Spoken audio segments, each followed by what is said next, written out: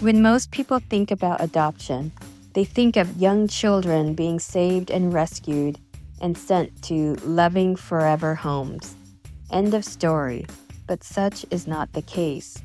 It is only the beginning. Adoption is not what you see in adoption agency marketing advertisements, where there is a permanent smile on the children's faces. For every family created by adoption, we need to consider that there is also a family that has been forever separated. Hi, I'm Janine.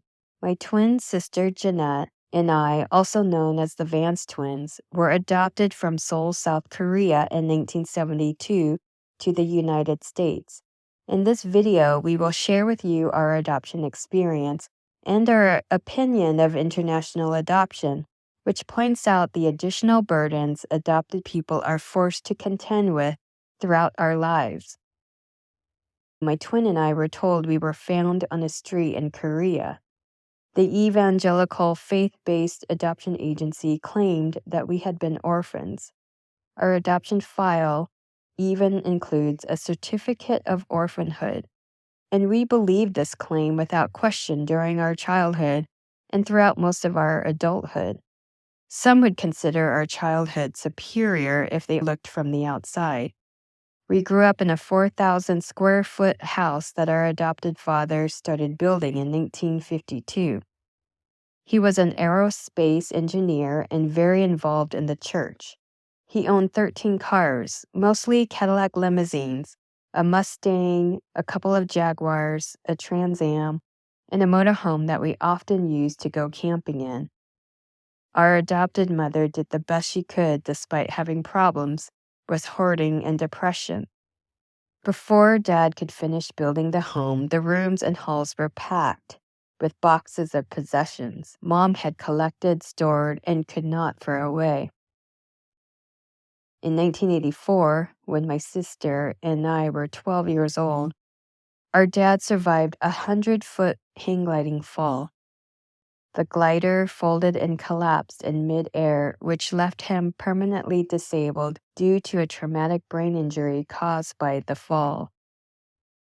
Our adopted mother was diagnosed with cancer our senior year of high school, and she passed away. My sister took care of our adopted father while she attended college, and then I became his primary caregiver for 25 years until he passed away on June 25th, 2021 at the age of 90. It wasn't until 1997, at the age of 25, that we learned we were not citizens of the United States. We were actually aliens. 2004 marked the 50th year anniversary gathering of international adoption from South Korea. About 450 adult adoptees traveled to Seoul to celebrate and contemplate intercountry adoption.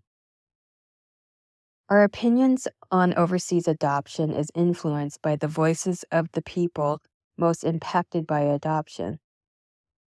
My concern started in 2004 when a Korean man approached me in a back alley in search of his missing son taken overseas to fill the market. Throughout the years, I've learned that he's not the only one. There are tens of thousands of cases like his. For every forever family built and created by adoption, there's another family forever and completely severed. Our opinion on adoption is also influenced by not only Korean parents of adoption loss, but parents of loss all over the world. However, in our case, since the Korean War ended in 1954, adoption agencies have exported more than 200,000 Korean children to foreign nations. What is most disconcerting is that mothers and fathers have been searching for their children decades after their children have been taken. In 2011, we established Adoption Truth and Transparency Worldwide Information Network, @TWIN. @TWIN began as one of the few public groups to speak from the adult adoptee perspective. In comparison to adoptive parents groups or groups monitored by adoption agency employees, our forum consists of U.S. domestic, late discovery, transracial, and overseas adopted people, family members separated by adoption, and parents of loss. Shockingly, because it was a public group, adult adoptees were immediately hit with the abuse and volatile resistance by the adoptive parent groups, also known as the demand side of adoption. Instead of empathy and understanding as humans deserve, members were ostracized by the adopted families and the adoptive community at large. It was discovered that it is common for adult adoptees to be stigmatized as perpetual children, even as middle aged adults, senior citizens, and elders were commonly scolded to be grateful, to appreciate our luck, to stop being angry, and to believe in God. If we did not comply with adopted parents' wishes, hopes, and dreams, adopted people are often demeaned and told to be more thankful. Our opinions on adoption are influenced by more than 25 plus years of research into adoption history that spans more than 400 years. There's an intersection between religion and international adoption that not many people are aware of. International adoption was initially engineered by European Catholic priests in the 1600s, known as the child migration schemes. The movement of children quickly spread by competing and pioneering Protestant ministers during the forming of the United States in the 1850s and often referred to as the orphan train movement. After World War II in the U.S., it became normalized and routine social procedure called the baby scoop era. The mass recruitment, harboring, and transportation of children quickly spread to Asia and Africa by evangelicals after the Korean War 70 years ago. I call these faith-based movements the baby swoop era and the orphan plane movement. I focus on this in the book Adoption: What You Should Know. The same contents is also available in the textbook limited edition retitled as Adoption History, which is used for fundraising for survivors of adoption grief. Religious authorities should no longer be permitted to speak for and act as a god, nor should they be allowed to displace us from families. Many of us were adopted by missionaries, ministers, pastors, church elders, deacons, and thus were trained in our upbringing that our adoption was God's plan. The great majority of adult adoptees who took part of the Only an Adoption poll no longer believe that adoption was initiated by God, but rather a plan initiated by humans and pushed by facilitators.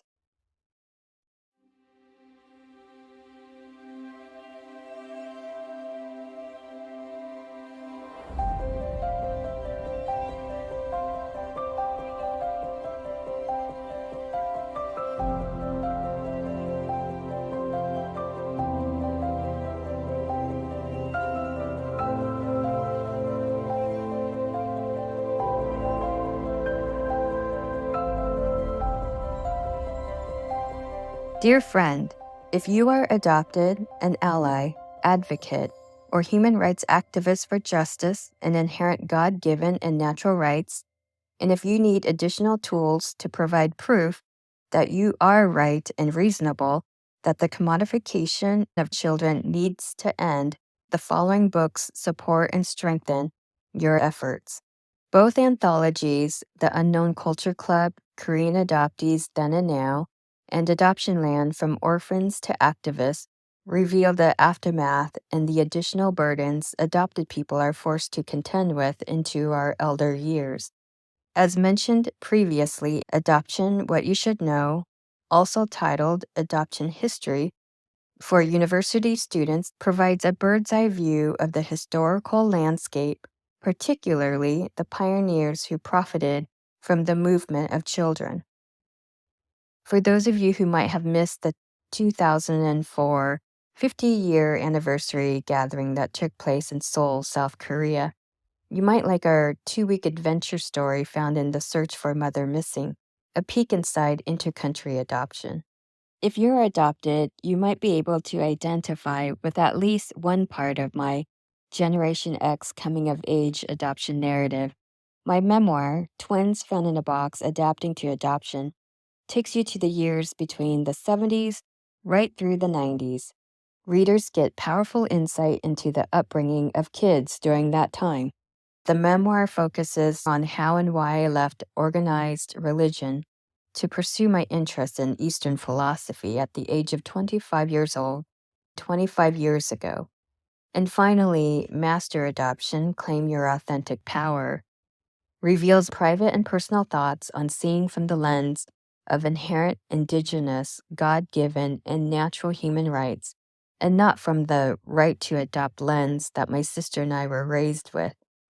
Right now, our hope is for the past adoption trafficking crimes to finally be acknowledged and to protect future generations of children from a multi-billion-dollar industry.